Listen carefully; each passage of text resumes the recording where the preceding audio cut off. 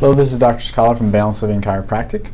We're going over some x-rays today, and I want to explain more about how sometimes being asymptomatic can fool you when we actually get a chance to take a look at your spine. And so this is a patient who we have come across lately who came in with really no symptoms of pain. Only thing that he is worried about is lack of motivation and a little bit of depression and some acid reflux. And he wants to see if we can help him in terms of any of those functions in his body.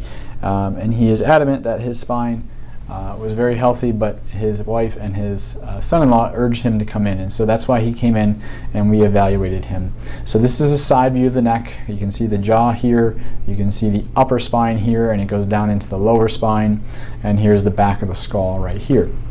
Now typically the cervical spine, if we look at it from the side, it should have a reverse curve in it, a reverse C curve, if you know, the kind of the arcing shape that the cursor is doing is what it should look like. And you can see for this patient it's actually going the opposite way, and typically what this indicates is that the person has been in through some type of a whiplash injury somewhere in their life, and we can see that right here where you start seeing one bone go forward and the other bone's kind of going backwards. And so this patient did confirm that they had been in a car accident earlier in their life and didn't think much of it because it didn't cause too much pain. But what this can be doing is when the spine goes out of the normal curvature, it goes straight and it actually lengthens the spinal cord. And when the spinal cord is lengthened, it can put a lot of stress on the body, which then makes the body work a lot harder.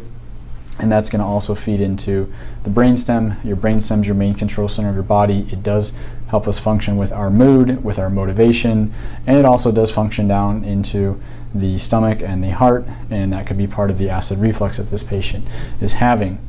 If we look at this view here, this is a nasium view is what we call it. This is a frontal view. Let me zoom out a little bit so we can see it better on camera. And so what we're looking at here is this is the patient from behind. So left side is where the cursor is, right side is now over here. We are looking at the neck right here. Here is the head, looking at the eyes, and then here is the nose. Top bone of the spine is represented by this horizontal line.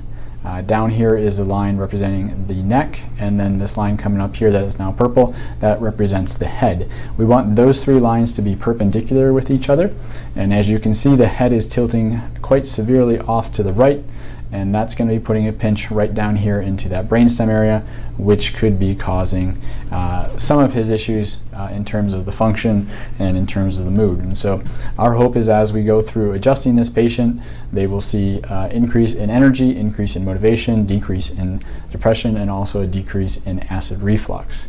We see these cases on a regular basis, and if you think you need to have an evaluation, we'd love to see you. This is Dr. Cicala from Balanced Living Chiropractic.